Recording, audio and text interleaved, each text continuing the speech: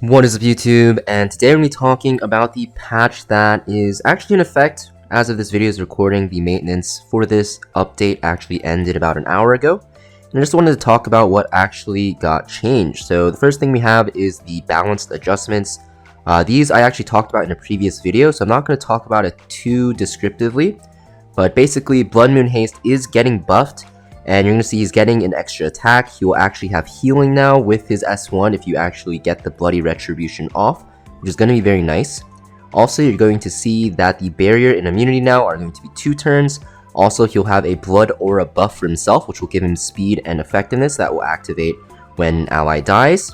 And also, you're going to see that his S3, which is known to do a decent amount of damage, now has a full strip. And you're also going to see it will actually revive all your allies and give them immortality if this kills an enemy.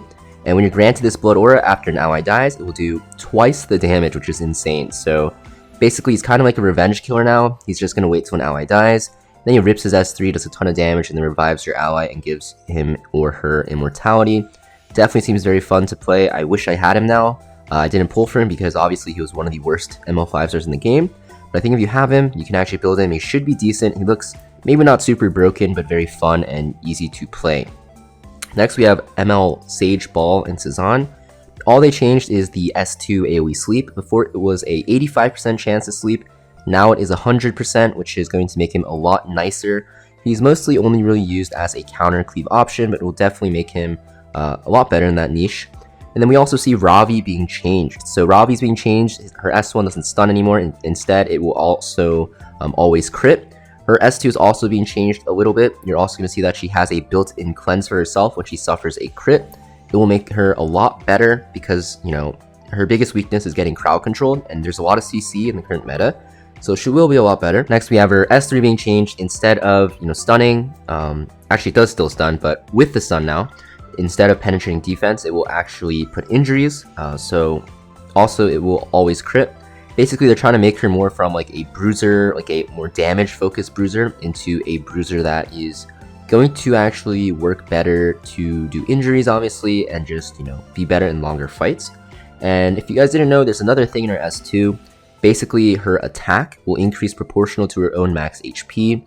So I think the best way you're going to build her is probably on high crit damage with just full health, and she'll be pretty good. So it'll make her to be an easier build, but I think her functionality should be the same. She'll just be better in a lot more situations, and obviously the injuries will help a lot.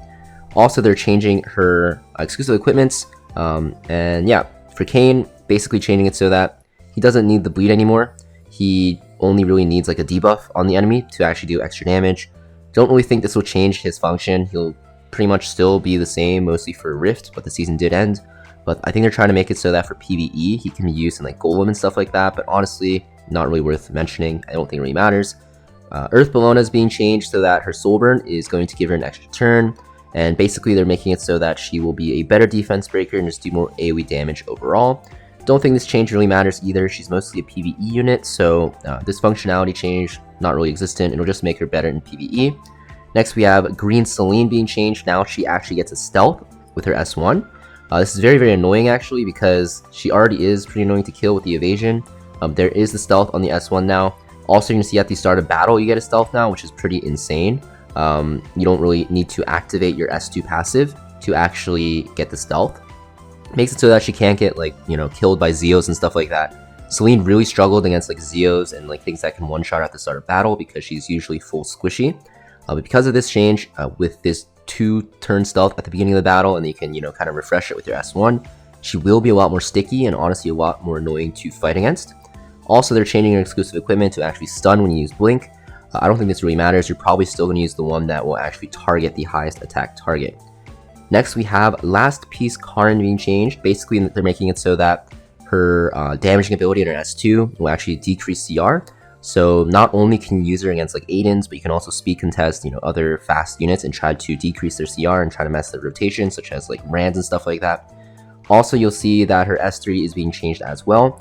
It will also ignore damage reduction as well as sharing now. Usually before it was just sharing, so escort, but now it will ignore damage reduction, which is pretty insane. Probably the biggest change. So yeah, definitely will make her a lot more flexible. Now for the artifacts, Alexa's basket being changed. They're removing the crit hit chance, which is pretty useless. Instead, they're giving it a attack buff. So it's not just greater attack buff now. You can get attack buff, which is going to be a lot better. And Abyssal Crown is getting buffed to actually have a higher chance of stun. Why? I don't know. It's already really toxic artifact to play against. I don't really like this buff, but it will make control mages better. And yeah, they're also making it so that the exclusive equipments that you have that got changed, you can actually, I guess, refund it and get another one. So if you have any of these units, Robbie, Bologna, and Celine, and you want to change their exclusive equipment, you can do it for free now after the patch because they did technically change some of the exclusive equipments. Next, we have Ancient Inheritance Season 9. So it's pretty much the same as last time, I believe. They did rework it, so what you want to do actually is kind of do it ASAP. If you actually do Ancient Inheritance late and you fall behind, it's very hard to catch up. If you want to catch up, make sure you guys don't go through the floors as fast as you can. Try to level up your elements first, because if you go to the like floor 2, floor 3, and you don't level up that much, you cannot actually do anything. So definitely want to make sure you don't make that mistake and you actually try to level. Also, you're going to see that the exploration level will actually be changed because of that. So people did get soft locked, so I think they're actually making it so that you can actually level now even if you don't farm EXP. Still recommend doing it though, so you can actually get more loot and participate more. But they did change it so you can actually, you can see like the levels here and how you can actually get these levels, right? So they're making it a little bit better, but yeah, not too many changes. Just Ancient Inheritance being Ancient Inheritance, good way to get gear. And as you can see, the gear is here. Pen set weapon, this looks amazing. Torrent set necklace, this is okay, nothing too crazy. Mostly because you don't really care about defense percent, right? You mostly want the speed percent here, or not the speed percent, the speed here, or the crit chance percent. Or I guess maybe not even crit chance percent if you want to use it on something like Midnight Galilius, but still a good necklace nonetheless. We have an effectiveness chest, basically just whatever. Honestly, effectiveness sets are just okay, but the stats are very good. If it rolls well, you can use this on like an Angel of Light. Another effectiveness set boot here, similar, you can use this on like an Angel of Light or something like that. Next we have a penetration ring. This ring is insane, right? It's better than the weapon, mostly because it's a ring, right? And rings are hard to get. But this ring is crazy good. Probably one of the best penetration rings we've ever gotten, so definitely worth, getting these. Obviously you want all of them still. Torrent helmet, pretty much the same as the necklace. It is good, but defense percent is pretty useless here, so yeah, I guess defense percent is better than health percent for Torrent, but still feels kind of bad. I kind of wish that it was, I don't even know what you can change this to. I guess this is the best combination for Torrent sets, so nothing too bad about these pieces of gear. Honestly, pretty amazing, so can't really be upset. Obviously, effectiveness set is kind of lame, but I guess it is what it is.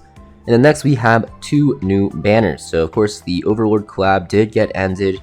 So we have Rowana, one of the best PvE units in the game, also very good for PvP. And then we have Tywin. He's pretty niche. Even after his rework, he's just whatever, so not really worth going for. We'll talk about them in a separate video, most likely in the next few days. Also, you'll see these available frames or whatever. I'm not too sure what they're trying to say, but basically there's like a shopping cart. So I guess people will be able to purchase frames that have been released for at least 6 months. So cool. I guess if you want some old frames, that's cool. But yeah, that's pretty much it for this patch. There also is an RTA change that's pretty huge, which we'll talk about in a separate video. But also I want to talk about, a lot of people are wondering, where are the Overlord buffs? And yes, I do think the Overlord units are pretty weak comparative to other collabs, but I do also think that Shaltir's fine. I think Albedo's pretty good against Cleave, and I think the only weak unit really is Irons. Maybe they'll buff them in the future, who knows, but as of now, I don't know why they didn't buff them. I kind of wish they did, but as of now, there's still no buffs. But yeah, that's pretty much it for this video, guys. Let me know in the comments down below what you're most excited for, and I'll see you guys next video.